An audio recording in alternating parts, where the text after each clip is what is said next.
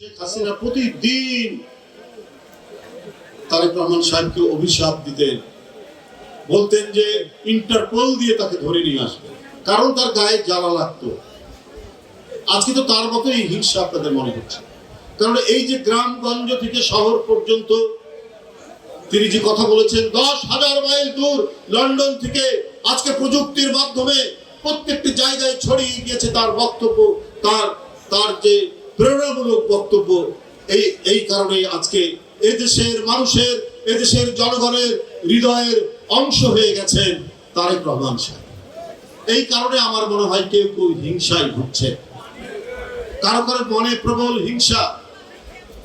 এই হিংসার বহিঃপ্রকাশ আমরা দেখছি বিভিন্ন জায়গায়, তারা তাকে নিয়ে বিভিন্ন মিছিল করছেন, বিভিন্ন ধরনের কথাবার্তা বলছেন।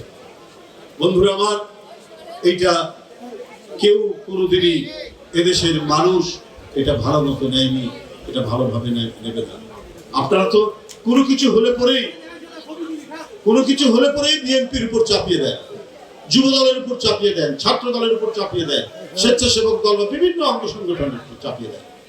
তো আমি বলতে চাই আপনাদেরকে, মুরাদনগরে, কুমিল্লার মুরাদনগর একটা উপজেলা আছে না, সেখানে একটি হিন্দু সম্প্রদায়ের মেয়ে তিনি নির্যাতিত হয়েছিলেন, শ্লীলতাহানি করা হয়েছে, চাপিয়ে দেওয়া হলো কিছু গণমাধ্যম চটপটে ঘটনার সত্য তথ্য যাচাই না করে বলে দেওয়া হলো এটা বিএনপি যুবদল বা কেউ করেছে। পরে ওই ধর্ষিতা মেয়ের স্বামী বলল যে না, ওইটা বিএনপির কেউ জড়িত ছিল না। কারা ছিল? ওই মুরাদনগরের একজন মানুষ, সে হচ্ছে উপদেষ্টা, এই সরকারের উপদেষ্টা, তার যে স্থানীয় কর্মীরা আছে, লোকজন আছে, তারাই ঘটনা ঘটেছে, মেয়েটার স্বামী বলে দিল। এটা তো আমার নিজের বানানো কথা না, গণমাধ্যমে এসেছে। এইরকম মিথ্যা, এই ধরনের কুৎসামূলক, এই ধরনের অপপ্রচার তারা চালিয়ে যাচ্ছে। আপনারা কি ভুলে গেছে তারা আবু সাইদকে সেই দিন হত্যা করেছিল? যে আবু সাইদ নিজের শার্টের বোতাম খুলে দাঁড়িয়েছিল, পুলিশের গুলি বরণ করতে যে দ্বিধা করেনি, যে মুগ্ধ বলেছে পানি চাই, পানি বলে চিৎকার করেছে, তার বন্ধু পড়ে গেছে পাশে, তার পাশে নিয়ে গেছে পানি, নিজেও গুলি খেয়ে সেখানে আত্মদান করেছে, তার কথা ভুলে গেলেন?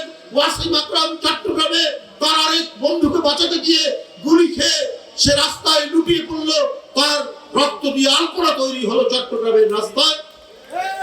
আপনারা তাদের কথা ভুলে গেলেন? আজকে টার্গেট করেছেন বিএনপিকে না? ভুলে গেছেন শেখ হাসিনা 18 লক্ষ কোটি টাকা পাচার করেছে? ভুলে গেছেন যে শেখ হাসিনা বলেছে আমার কোনো টাকা পয়সা নাই, ওই জন্য আমি ছেলেকে পড়াতে পারছি না? তারপর আমরা কি দেখলাম? পূর্বাঞ্চলে 60 কাঠা জায়গা 10 কাঠা করে এক একজনের, পুতুলের নামে, তার ছেলে জয়ের নামে, তার ভাগ্নির নামে, তার ভাইটার নামে, জায়গার শেষ নেই। আরো নতুন বিভিন্ন জায়গা বেরোচ্ছে। তা তো কই, এগুলো তো আপনারা বলেন না? এই যে 1,500-এর মতো শিশু, তরুণ, কিশোর, বাচ্চা, রিক্সাওয়ালা, কাউকে বাদ দেয়নি হত্যা করতে। এই কুড়িগ্রামের মতো একটি জেলায় যদি 10-12 জন যদি শহীদ হন, তাহলে আপনি বলুন যেখানে আন্দোলন হয়েছে খুব তীব্রভাবে, সেখানে কি অবস্থা বিরাজ করেছে? কই, এগুলোর কথা তো আপনারা বলেন না।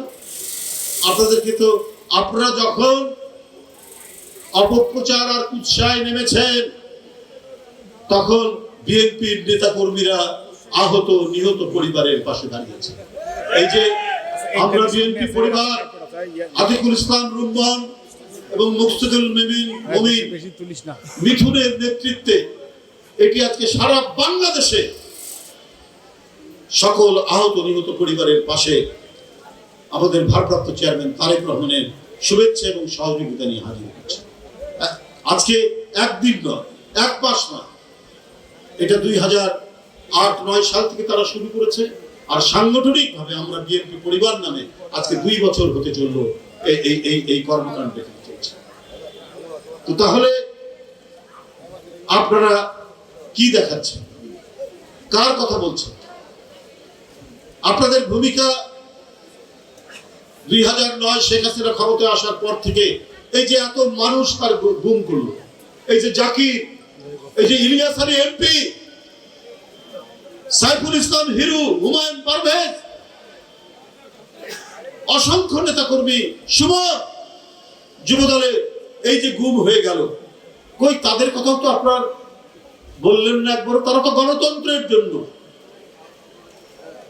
লড়াই করেছে। বিএনপির কর্মসূচি ঘোষণা হওয়ার সাথে সাথে এই 16 বছরে বিএনপির কত নেতা কর্মী মারা গেছে এই কুড়িগ্রাম সহ, কই তাদের বিষয় তো আপনারা কিছু বললেন না।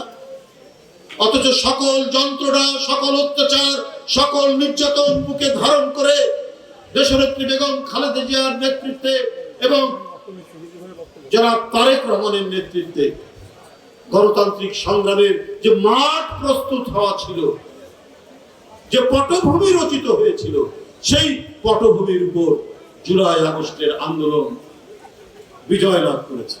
সুতরাং একক কারো কৃতিত্ব নেই ভাই। 90-এর যে গণ অভ্যুত্থান, তখন আমরা ছাত্র নেতা, আমি একটা ইউনিভার্সিটির ভিপি, আমরা কেউ বলিনি যে আমাদের ক্ষমতার ভাগ দিতে হবে। আর আপনারা কিছু ছাত্র নেতা গিয়ে ক্ষমতার ভাগ দিয়ে বসলেন। অনেক বাচ্চা ছেলে, কারো মাস্টার ডিগ্রি শেষও হয়নি। আপনারা অনেক উপদেষ্টা হলেন, হন, আমাদের তাতে কোনো আপত্তি নেই, ছাত্র নেতা আন্দোলনে ছিলেন, কিন্তু আপনারা সীমানার বাইরে কথা বলছেন না। আপনাদের তো, আমরা যদি বলি আপনাদের কি অভিজ্ঞতা আছে, একটা মন্ত্রী হলে পরে তো একটা অভিজ্ঞতার উপর আসতে হয়। আপনার একটা পানের দোকান চালানোর কি অভিজ্ঞতা আছে?